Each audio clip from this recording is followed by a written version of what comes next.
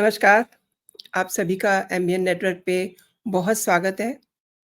आखिरी दौर का 57 सीटों पर चुनाव रह गया है और कल चुनाव का प्रचार का शोर जो है वो भी थम जाएगा। 7वें चरण में कई दिग्गज मैदान में हैं। इसमें यूपी की 13 सीटें हैं और इसमें सबसे अहम वाराणसी लोकसभा सीट है, उसके बाद गोरखपुर लोकसभा सीट भी वीआईपी सीट्स की लिस्ट में शुमार है और 13 सीटें पंजाब की भी हैं, उस पे भी बात होगी। 1 जून को इंडिया अलायंस की बैठक कॉल की गई है, लेकिन इसमें कलकत्ता वाली बुआ जी ने आने से साफ मना कर दिया है। वहीं खास ये भी है कि 2 जून को अरविंद केजरीवाल को दोबारा जेल के लिए प्रस्थान करना है, तिहाड़ में रिपोर्ट करना है क्योंकि इनकी बेल एक्सटेंड करने वाली याचिका आज खारिज हो गई है। और केजरीवाल न जाने क्यों खुश हैं बैठक की कॉल पर, लेकिन एक बात सोचने की है, अगर ममता दीदी नहीं आ रही हैं अपने चहेते केजरीवाल को गुड बाय करने के लिए, तो ये भी हैरान करता है। वैसे उन्हें इंडिया अलायंस से कुछ लेना-देना भी नहीं है। ये बैठक चुनाव नतीजों से पहले क्यों? इसमें क्या तय होना है? एक और बात है, प्रधानमंत्री नरेंद्र मोदी 30 से 3 जून तक मेडिटेशन पे जाने वाले हैं, लेकिन इस मेडिटेशन को लेकर के कांग्रेस के लोग बहुत परेशान हैं। तो इसी को समझते हैं। मेरे आज के बहुत ही खास मेहमान हैं, मेरे साथ जुड़ रहे हैं आपके जाने-पहचाने प्रयागराज से अनुपम मिश्रा जी, उनको मैं जोड़ लेती हूँ। नमस्कार अनुपम जी, बहुत स्वागत है आपका। आगे बढ़ने से पहले दोस्तों मैं आपको बता दूँ कि अनुपम जी का यूट्यूब चैनल भी है घूमता आईना। आप उनसे वहाँ जाकर के भी मुलाकात कर सकते हैं, उनके चैनल को सब्सक्राइब कीजिए।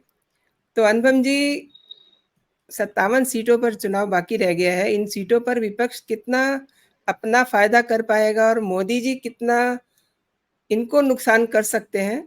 प्लस जो पंजाब की 13 सीटें हैं, उन पे आप क्या सोचते हैं? और मोदी जी की अपनी भी सीट है। अनुपम जी। मोदी जी की अपनी सीट तकरीबन 64% वोट के साथ उन्होंने निकाली थी, बहुत हेवी मार्जिन के साथ। और आप देखिए ये तब हाल था जब वहां पे सपा बसपा दोनों लड़ रही थी। मैं देखिए जी, आपको दिखाता हूँ इसे कि ये आप मोदी जी को आप करीब करीब 4,80,000 का बहुमत मिला था अंतर। ये 5 लाख वोट से करीब वो जीते थे। जी, जी। और उसमें आप देखिए सपा अलग लड़ रही थी, कांग्रेस अलग लड़ रही थी। अजय राय को 1,52,000 वोट मिले, सपा को 1,95,000 वोट मिले। लेकिन सपा के साथ उस समय बसपा भी मौजूद थी, वहां दलित वोट भी है। लेकिन आप इस बार आपने देखा है कि वहां पे बसपा ने एक मुस्लिम उम्मीदवार उतारा है जी, वाराणसी से। और जो वो मुस्लिम उम्मीदवार है वो जावेद समदानी, वो वहां पे गोरखपुर में बहुत पुराना एक ख्वाजा गरीब नवाज करके एक प्रिंटिंग प्रेस चलाते हैं। तो वो रिलीजियस बुक्स मजहबी किताबें छापते हैं और बहुत पुराने 25 साल से बसपा से जुड़े हुए हैं। बसपा का कैडर वो जानते हैं। और चूंकि ख्वाजा गरीब नवाज के नाम से उनका प्रिंटिंग प्रेस चलता है और जी, मजहबी किताबें छापते हैं, तो इसलिए बड़ी मात्रा में उनकी अपनी अपने समुदाय में पकड़ है। मैं ये नहीं कह रहा हूँ कि बहुत ज्यादा वो मुस्लिम वोटों में डिवीजन कर देंगे। लेकिन जाहिर सी बात है, अगर आदमी 5 वोट भी काटता है तो फिर तो वो वोट कटा ही ना। तो ऐसे में बसपा पिछली बार सपा के साथ थी, कांग्रेस खिलाफ थी, अजय राय थे। और उसके बाद मोदी जीतते। अब मान लीजिए इस बार कांग्रेस और बसपा ने मिलकर अजय राय को उतार दिया, बसपा खिलाफ हो गई। तो मोदी जी का मार्जिन मैं इस बार बढ़ता देख रहा हूँ मनविंदर जी, मुझे कोई डाउट नहीं है। एक गोरखपुर एक और योगी जी की सीट है। और वहां पे भी जैसे मोदी जी अगर 64% वोट पाए तो करीब 61% वोट वहां पे आपको रवि किशन भी पाते दिखे। और वो जी, तब जबकि बसपा और सपा एक साथ मिलकर लड़ रही थी। आप इस तरह देखें कि 2014 में उत्तर प्रदेश में 17 सीटें ऐसी थी जिसमें भाजपा ने 50% से ज्यादा वोट पाया था। तो जब 2019 में महागठबंधन बना तो ये माना गया कि साहब भाजपा का सफाया हो जाएगा। तो अमित शाह ने उस समय एक दावा किया था कि हम 50% की लड़ाई लड़ेंगे, हमने 17 सीटों पे 50% ज्यादा वोट पाया है। तो 2019 में जब सपा बसपा जयंत चौधरी सब एक साथ हो गए तो भारतीय जनता पार्टी 40 सीटों पर 50% ज्यादा वोट लाई। और तकरीबन 10-12 सीटों पर वो 48 से 50 के बीच में वोट पाई। तो यानी उसने जितनी सीटें जीती बड़े मार्जिन से जीती, एक दो सीटें छोड़ दी तो बड़े मार्जिन से जीती। और वैसे में जबकि बसपा, आप पूरे उत्तर प्रदेश की 80 सीटों पर हर सीट पर 1 लाख से लेकर 4 लाख तक दलित वोट है। और मानिए दलित वोट का वो जो खसारा जो पिछली बार आपको मानिए पूरा नहीं भी ट्रांसफर हुआ, 50% भी हुआ, तो हर सीट पे आपको ये 50-60 हजार से लेके 2-2.5 लाख वोटों का जो घाटा है, ये कैसे पूरा होगा? ऊपर से आपका वोट मार्जिन इतना ज्यादा है। तो मेरा अपना मानना है कि उत्तर प्रदेश में पिछली बार भारतीय जनता पार्टी 62 सीट लाई थी। आप मान के चले मंदर जी, और ये दावा मैं तब कर रहा हूं जब 4-5 दिन बाद रिजल्ट आने वाला है। मैं आप मान के चलें कि ये 62 से ज्यादा ही सीटें भाजपा आपको यहाँ पे लाती हुई नजर आएगी। पंजाब में भी आखिरी चरण में 13 सीटों पे चुनाव है। आम आदमी और कांग्रेस अपना अलग-अलग चुनाव लड़ रहे हैं। बीजेपी ने भी अपने स्ट्रॉन्ग कैंडिडेट खड़े किए हैं, लेकिन जो सबसे हैरानगी की बातें हैं, जो चीज़ें छन करके आ रहे हैं, अमृतपाल खडूर साहब से चुनाव लड़ रहे हैं। उनको ऐसा बताया जा रहा है कि ज़बरदस्त समर्थन, सपोर्ट मिल रहा है। तो इसका मतलब ये हुआ कि वहाँ के लोग फिर से जो अलगवादियों को सपोर्ट कर रहे हैं, आतंकवादियों को सपोर्ट कर रहे हैं। आई मीन भगवंत मान वहाँ क्या कर रहे थे? अब आप सोचिए, अमृतपाल जैसा आदमी जो खुलेआम देश के टुकड़े करने की बात करता हो, जो देश के संविधान को न मानने की बात करता हो, वो चुनाव लड़ी कैसे रहा है? मतलब हम मुझे कभी कभी लगता है कि भारत में लोकतंत्र का मजाक बना के रख दिया है। जो शख्स तलवार लेके घूम रहा है, जो थानों पे हमला कर रहा है, जो पुलिस अधिकारियों पे हमला कर रहा है, उन पे तलवारों से हमला कर रहा है, अपने साथी छुड़ा कर ला रहा है, जो कई दिन फरार रह रहा है, उसको आप मतलब ये वारिस पंजाब दे अगर यही है तो फिर मैं क्या ही कह सकता हूँ। तो वो बेसिकली अगर किसी के वारिस हैं तो भिंडरा वाले के वारिस बनना चाहते हैं वो। जी, जी, और बिल्कुल। मैं पंजाब की राजनीति को उस समय से देख रहा हूँ जब अरविंद केजरीवाल घर घर जाके चुनाव प्रचार कर रहे थे। मैंने उस समय भी कहा था कि बहुत गड़बड़ मामला चल रहा है, क्योंकि अरविंद केजरीवाल ने अपने चुनाव प्रचार के दौरान जो नाइट स्टे होता है, जो रात्रि को रुकने वाली बात होती है, रात को रुकने, तब उस समय देखिए इनके पास अपना हेलीकॉप्टर था नहीं, पंजाब में इनकी सरकार थी नहीं। जब से पंजाब में सरकार बन गई, अरविंद केजरीवाल ने सड़क पे चलना ही छोड़ दिया। मतलब प्राइवेट जेट से चलते हैं, स्टेट प्लेन से चलते हैं, हेलीकॉप्टर से चलते हैं, मैडम केजरीवाल भी हेलीकॉप्टर से चलती हैं, वगैरह वगैरह। तो उस समय जब इस सड़कों पे प्रचार कर रहे थे तो जो इनका रात्रि निवास होता था, जो नाइट स्टे होता था, वो किसी न किसी एक ऐसे घर में होता था जो एक मारे गए आतंकवादी का घर होता था। तो अगर कोई शख्स आतंकवादियों के घरों में जाकर रात्रि निवास कर रहा है, रात्रि विश्राम कर रहा है, नाइट स्टे कर रहा है, तो जाहिर सी बात है कि वो इस पर्टिकुलर विचारधारा को प्रमोट कर रहा है। अरविंद केजरीवाल को आपने देखा कि किस तरह आपको बाहर से भी एक पन्नू का एक वीडियो मिल गया जिसमें वो कह रहे हैं हमसे 133 करोड़ रुपए ले गए थे कि भुल्लर को छुड़वा देंगे। बाद में अरविंद केजरीवाल की कोई चिट्ठी भी सामने आती जो उन्होंने राष्ट्रपति को लिखी थी कि साहब भुल्लर को पार्डन कर दिया जाए, छोड़ दिया जाए। तो बताइए 133 करोड़ रुपए लेके आप ये काम कर रहे हैं। तो अरविंद के अच्छा, एक बार कुमार विश्वास ने कहा भी था, और जिसका अरविंद केजरीवाल ने कोई खंडन नहीं किया। उन्होंने कहा कि अरविंद केजरीवाल कहा करते थे कि अगर पंजाब एक अलग देश हो जाएगा तो मैं उसका प्रधानमंत्री हो जाऊंगा। तो अरविंद केजरीवाल ने बात से, हरकत से, चुनाव प्रचार से, चंदे से, हर तरह से ये साबित किया है कि वो पंजाब में दोबारा आतंकवाद ला रहे हैं। और आप देखिए कि 80 के दशक में जो दफन हो गया था खालिस्तान आंदोलन, किस कदर दोबारा सर उठा चुका है। और यही वो कारण है जिसके लिए मैं हमेशा कहता हूं कि अरविंद केजरीवाल वहां सिर्फ चुनावों तक नहीं है, चुनाव में उन्होंने किसको डैमेज किया, आप बताइए मनिंदर जी? उन्होंने तो वो तो जहां भी गए कांग्रेस को खा गए। दिल्ली गए कांग्रेस खा गए, पंजाब गए कांग्रेस खा गए, गुजरात गए 14% वोट मिला और 14% वोट कांग्रेस का कम हो गया, बीजेपी का तो उतना ही रहा, कांग्रेस खा गए। उन्होंने तो हर जगह कांग्रेस को डैमेज किया। लेकिन मैं सीरियसली मानता हूं कि वो भारत के लिए, भारत की सुरक्षा के लिए, भारत की एकता और अखंडता के लिए एक खतरा है। अनुपम जी, आपने बहुत बड़ी बात कही है और मैं आपसे ये भी जानना चाहूँगी कि भगवंत मान और केजरीवाल की चूँकि आपने बात की है, तो भगवंत मान ने किसी तरीके से अमित शाह जी ने जब उनको डंडा किया तो उन्होंने अमृतपाल को पकड़वाया किसी तरीके से और उस बात को लेकर के आज तक केजरीवाल जो हैं, भगवंत मान से बहुत नाराज़ हैं।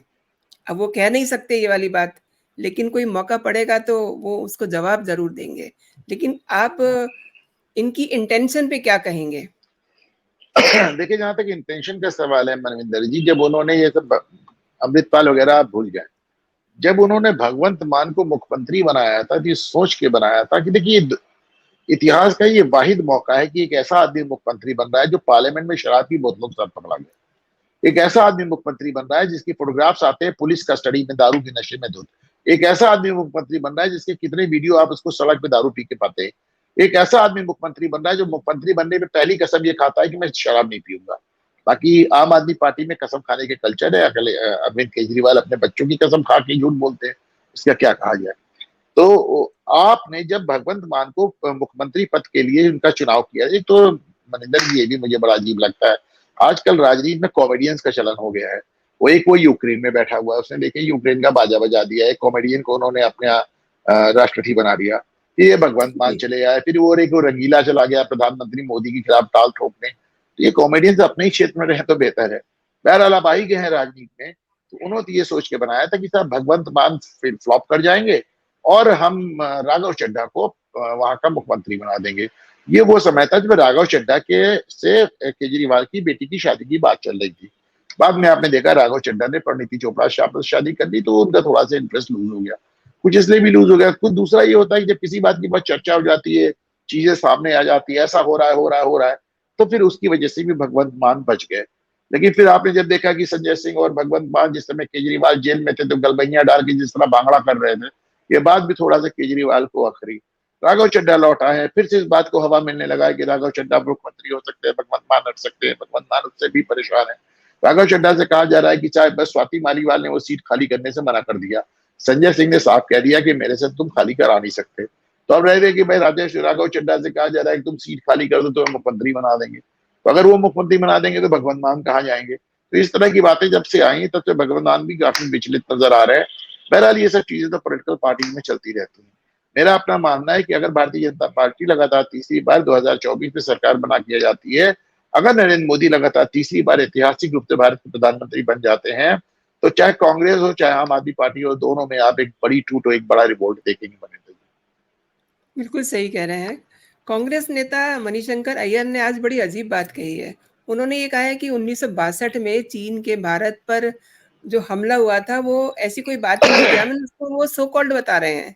उन्होंने चीन के भारत के हमले को स्पष्ट रूप से युद्ध मानने से इनकार कर दिया है। अब बीजेपी इस पे बहुत ज़्यादा अ, विरोध कर रही है। उसपे कांग्रेस के जो नेता हैं जयराम रमेश, उन्होंने कहा कि उन्हें माफ़ कर दीजिए, उनकी उम्र हो गई है। तो ये सब क्या तमाशा है?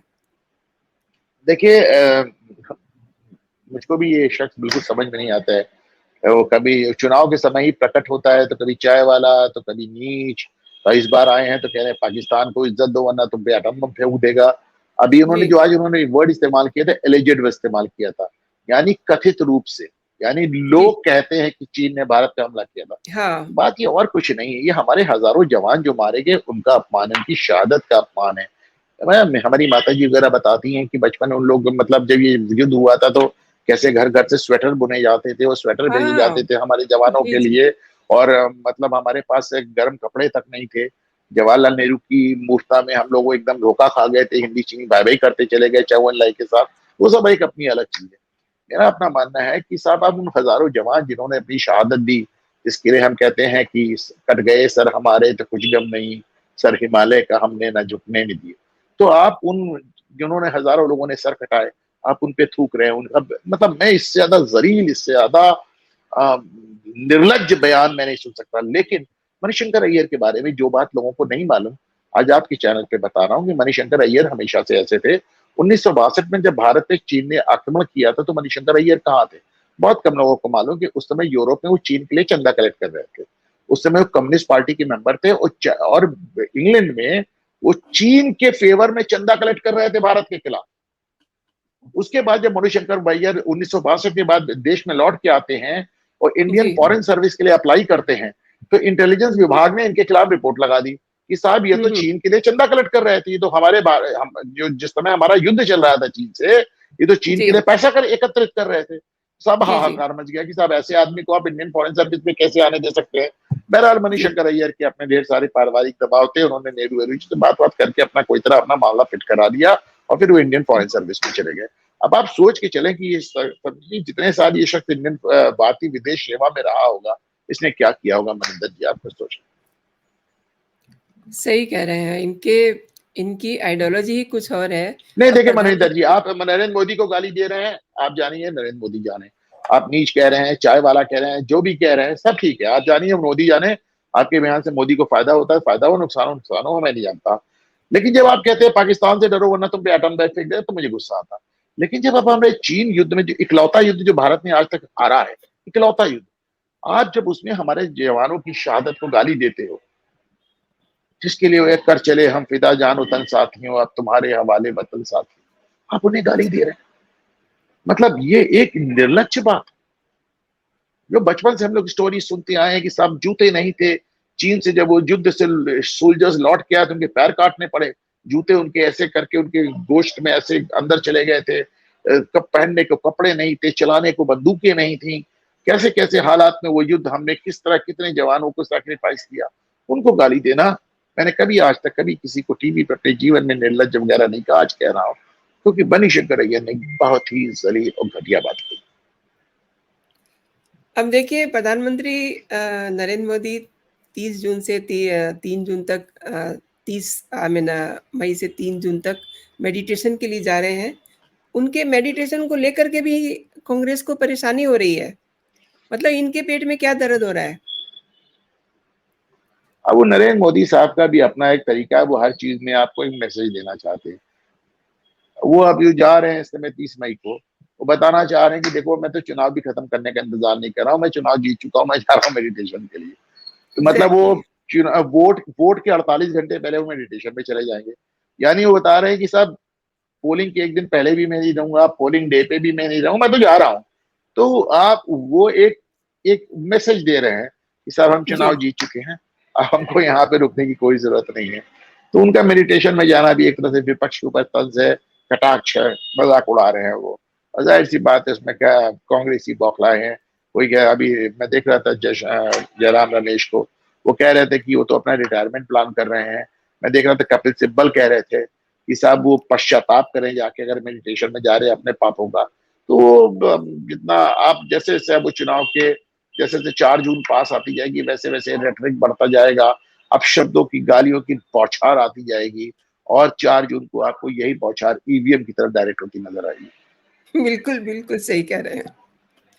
अच्छा, आज एक चुनावी सभा में प्रधानमंत्री नरेंद्र मोदी ने ये कहा है कि नवीन पटनायक की तबीयत जो बिगड़ रही है, क्योंकि एक वीडियो में देख रही थी उनके हाथ काँप रहे थे।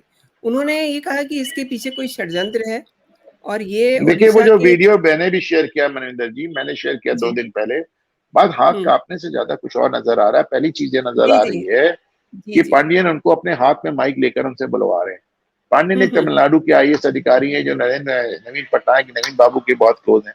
नवीन हुँ, बाबू हुँ। उड़ीसा के सबसे रईस खानदान नहीं, भारत के सबसे रईस खानदानों में से एक आते हैं। इनके जो पिताजी थे बीजू पटनायक, किसी जमाने में कलिंग एयरलाइंस चलाते थे। इनकी अपनी एयरलाइंस हुआ करती थी। बड़े रईस फैमिली से आते हैं, लेकिन मैं नवीन बाबू के साथ ही बीजू पटनायक की जो राजनीतिक विरासत खत्म हो जाएगी, क्योंकि नवीन इकलौते लड़के हैं। उनकी हालांकि एक बहन भी है पर वो राजनीति में नहीं है। तो और नवीन ने शादी नहीं की है, नवीन बाबू ने ना शादी नहीं की है। तो ऐसे में पांडियन उनके उत्तराधिकारी बनना चाह रहे हैं, तमिलनाडु से लाए हुए एक आईएएस अधिकारी। तो वो उसमें आपको नजर आता है कि अपने हाथ से माइक लेके उनको बुलवा रहे हैं और उनका बायां हाथ जो कि अलग से कैमरे में नजर आ रहा है बुरी तरह कांप रहा है, और वो कुछ उसी अंदाज में कांप रहा है जो एक अल्जाइमर के मरीज का कांपता है। तो उसमें आपको पांडियन नजर आते हैं कि जल्दी से हाथ बढ़ाकर उनके हाथ को लेकर अंदर कर देते हैं। आप चाहें तो अपने शो में इसको दिखा सकते हैं, तो किस तरह जी, उनके जी। हाथ को छुपा लेते हैं। तो ये सब देखते हुए काफी एक बवाल हुआ और प्रधानमंत्री ने कहा कि इस पे जांच की विषय है, और हाँ ये जांच का विषय है क्योंकि तमाम लोगों का कहना है कि नवीन बाबू अब उतने स्वस्थ नहीं रह गए हैं और पांडियन ही सरकार चला रहे हैं और पांडियन उनके राजनीतिक उत्तराधिकारी बन रहे हैं, और वो अपने स्वार्थ के लिए नवीन बाबू को इस्तेमाल कर रहे हैं, प्रयोग कर रहे हैं। और नवीन बाबू जैसा कि हम सब जानते हैं कि उनके ऊपर भ्रष्टाचार के आरोप नहीं है, सीधे आदमी है, लेकिन इसमें भी दो राय नहीं है कि वो उनका स्वास्थ्य बुरी तरह गिर चुका है। उस वीडियो को जो भी देखेगा वो वीडियो किसी हद तक डरावना है। मनिंदर जी, अ, बात करते हैं 1 जून की इंडिया अलायंस की बैठक की। जो बैठक कॉल की गई है, इसका मकसद क्या है? मतलब ये बैठक सो कॉल्ड सक्सेस को लेकर के ये पार्टी करने वाले हैं या कि केजरीवाल को सी ऑफ पार्टी देने वाले हैं? क्या है? क्या मकसद है इसका? ममता बनर्जी ने आने से इनकार कर दिया। जी, बुआ जी तो ममता आनी हुई बनर्जी हैं। जो, हाँ, ये ममता बनर्जी जो विपक्ष की सबसे मजबूत उम्मीदवार नजर आ रही हैं आपको, उन्होंने आने से मना जी, कर दिया। जी। 1 जून की बैठक कुछ नहीं है। 1 जून की बैठक सिर्फ ये है कि सब अब चुनाव हो गया तो कम से कम राहुल गांधी को फिर से एक विपक्ष मतलब केंद्र में लाया जाए, और अगर चुनाव नहीं जीतते हैं तो कम से कम विपक्षी दलों का एक जॉइंट नेता राहुल गांधी को प्रोजेक्ट किया जाए, क्योंकि इस बार भी चुनाव नहीं जीते तो अगले 5 सालों में सोनिया गांधी की राजनीति ये होगी कि राहुल गांधी को विपक्ष, संयुक्त विपक्ष का, जिसको गठबंधन इंडिया कहा गया है, इंडिया के नेता के रूप में वो चाहती हैं कि इस बार आ, ये गठबंधन चुनावी नतीजे के बाद टूटे ना। वो चाहती है कि अगर हमको विपक्ष में ही बैठना है तो अब विपक्ष में कांग्रेस के रूप में ना बैठे, इंडिया के रूप में बैठे। और ऐसे में वो बैठक बुलाई गई है इस बात को सुनिश्चित करने के लिए कि जब हार होती है तो उसमें ये गठबंधन टूट ना जाए, क्योंकि हर बार हमने देखा है कि कांग्रेस का जिससे भी गठबंधन होता है चुनाव के बाद टूट जाता है। तो कोशिश ये हो रही कि अगर हमको विपक्ष में बैठना ही है तो हम एक गठबंधन के रूप में बैठे, ना कि अलग अलग पार्टी के लिए। इसका जो टाइमिंग रखा गया है, ये क्या अरविंद केजरीवाल के तिहाड़ को प्रस्थान को देखते हुए रखा गया है? 1 जून अरविंद मीन्स 2 केजरीवाल जून उस को। बैठक में आएंगे? मुझे नहीं लगता अरविंद केजरीवाल उस बैठक में आएंगे। मुझे खुद लगता है कि अरविंद केजरीवाल 1 तारीख तक किसी अस्पताल में अपने को भर्ती करा चुके होंगे। मुझे लगता है कि अरविंद केजरीवाल 1 तारीख तक किसी न किसी अस्पताल में भर्ती हो जाएंगे, कह देंगे आप मुझे जेल ले जाना है तो तिहाड़ बाकायदा आप स्ट्रेचर पर उठा के ले चलिए। सब लोग, मैं भी लिख रहा हूँ, तमाम लोग कह रहे हैं, लेकिन अरविंद केजरीवाल पे कोई फर्क पड़ता नहीं है। आप जानते हैं उन्हें करना है तो कर जाना ही वो। जी, तो जी। ऐसे में अरविंद केजरीवाल आएंगे या नहीं आएंगे, बड़ा मुश्किल है कहना। लेकिन हाँ, वो 1 तारीख की डेट शायद इसीलिए रखी गई होगी क्योंकि इन्हें मालूम है कि दिल्ली में बैठक हो रही है और दिल्ली के मुख्यमंत्री 2 तारीख की सुबह वापस तिहाड़ के लिए प्रस्थान कर जाएंगे। नहीं, आप जो बात कह रहे हैं, वो बात मैं भी सोच रही हूँ, सब लोग सोच रहे हैं, इवन लोग कमेंट में भी ये बात कह रहे हैं कि केजरीवाल कोई बहाना करेंगे, किसी हॉस्पिटल में गिर जाएँगे, सभा में गिर जाएँगे, हॉस्पिटल जाएँगे। ऑल आज ऑफ सडन केजरीवाल जब 52 डिग्री आज दिल्ली में टेम्परेचर है और केजरीवाल रोड शो कर रहे हैं। क्या ये आपको बीमार नजर आते हैं? जी, जी। कल के बाद फ्री है ना, तो कल के बाद ड्रामा शुरू होगा ना, क्योंकि ये तो नौटंकियों की भरमार है इनके पास, तो हर ड्रामे की स्क्रिप्ट लिखी रहती है। हो सकता है कि कहीं गिर जाएँ, गश पड़ जाए इनको। मैंने अभी एक लाइव किया था, उसमें मैंने ये बात कही भी थी कि इनको ये कहीं कोलैप्स हो सकते हैं। इनका देखिए आजकल गर्मी है, शरबत पिया जा रहा है, आम खाए जा रहे हैं, तो शुगर लेवल तो बढ़ सकता है ना।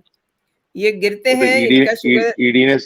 ईडी ने सुप्रीम कोर्ट में कहा था कि जान की आम खा रहे हैं कि मेरा शुगर लेवल बढ़ जाए। हुँ, मुझे हुँ, हुँ, याद हुँ। नहीं आता कि आज तक किसी भी जांच एजेंसी ने सुप्रीम कोर्ट में ये आरोप लगाया होगा कि अभियुक्त जान के अपनी तबीयत खराब कर रहा है कि मुझे जेल से निकल जाना पड़ा।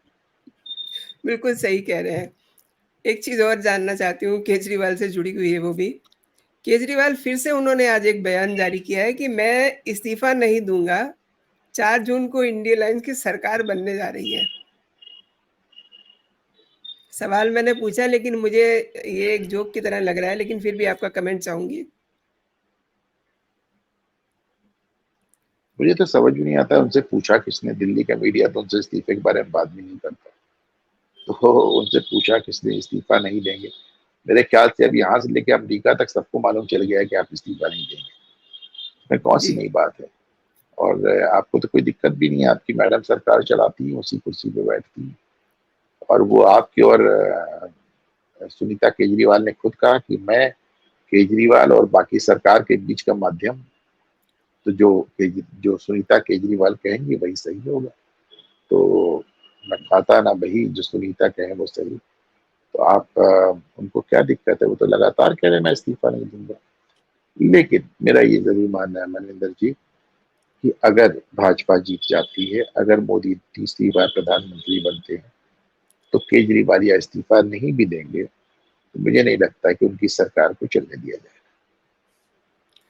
आपने बहुत सही कहा, इसी बात पे मैं आ रही थी कि इस समय 2 स्टेट ऐसे हैं जहाँ पर ज़रूरत है, जो बात जिस तरफ आप इशारा कर रहे हैं। एक तो वेस्ट बंगाल और दूसरा दिल्ली। तो आपको वेस्ट सच में बंगाल में लग रहा मुझे है नहीं कि लगता है कि राष्ट्रपति शासन लगेगा, हुँ, लेकिन हुँ। केजरीवाल के लिए मैं इसलिए बता सकता हूँ कि अगर मुख्यमंत्री जेल में है, मुख्यमंत्री जेल के अंदर से मुख्यमंत्री के तौर पे काम नहीं कर रहा है, बल्कि जब मुख्यमंत्री को जमानत देती सुप्रीम कोर्ट तो भी कह देती कि आप मुख्यमंत्री के तौर पे काम नहीं करेंगे, तो आज मतलब आप धीरे धीरे पूरे 2 महीने हो गए दिल्ली बिना मुख्यमंत्री के है। तो ये तो संवैधानिक व्यवस्था टूट चुकी है। इसमें तो कहीं कोई दो राय ही नहीं है कि अगर केजरीवाल इस्तीफा और नहीं देंगे, वो उन्हें लगेगा अगर मुझे जाना ही है तो भाई मुझे शहीद बना दो। वो इस्तीफा देंगे नहीं और मुझे लगता है भारत सरकार के पास उनकी सरकार को बर्खास्त करने के सिवा कोई कारण बचेगा। एंड ऑफ दिस जो आपने अभी केजरीवाल की मैडम का ज़िक्र किया, तो आज उन पर भी एक आफ़त आ गई है। किसी ने हाई कोर्ट में याचिका दायर की है कि जिस समय केजरीवाल ईडी की कस्टडी में थे, उनको कोर्ट में लाया गया था और उस दिन उन्होंने ये कहा था कि मैं बहुत बड़ा खुलासा करने वाला हूँ। और वो दिन आपको याद होगा, खुलासे की क्लिपिंग, ऑडियो क्लिपिंग जो है वो सोशल मीडिया पे अ, जारी की गई। इसको लेकर के उनके खिलाफ याचिका की गई है।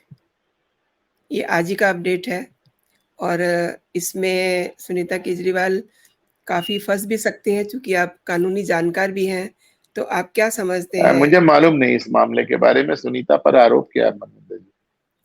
मैंने आपको बताया ना, जिस दिन केजरीवाल को कोर्ट में लाया गया था, उन्होंने कहा था कि मैं अपनी बात खुद कहूँगा और वो जो उनकी बातचीत थी, उसका ऑडियो बना कर के सोशल मीडिया पे अपलोड किया गया था। तो जो कार्रवाई, जो प्रोसीडिंग होती है कोर्ट की, क्या वो इस तरीके से सोशल की जा सकती है? अच्छा, मैं देख रहा हूँ कि सुनीता केजरीवाल पे ये आरोप है कि उन्होंने कोर्ट की कार्रवाई को अ, अवैध तरीके से रिकॉर्ड किया और जी, उसको वायरल किया। अब जी। ये इस पे जो आरोप जो बनेगा, मुझे लगता है कंटेम्प्ट ऑफ कोर्ट का बनेगा। और मतलब जिस तरह अवैध तरीके से उन्होंने इसको बना के और इसे वायरल किया है, ये एक कंटेम्प्ट ऑफ कोर्ट का तो आरोप बनता है। और कौन सा आरोप होगा मुझे समझ में नहीं आता, मुझे देखना पड़ेगा। मीनवाइल ये अब अदालत की अवमानना का मामला है कि आप अदालती कार्रवाई को अवैध तरीके से न सिर्फ रिकॉर्ड करते हैं बल्कि इसको वायरल भी करते हैं। अनुपम जी, आपने मेरे दर्शकों को एक्सक्लूसिव जानकारी दी और मेरे शो के लिए आपने समय निकाला। आपका बहुत-बहुत धन्यवाद। थैंक जय यू। हिंद, जय भारत।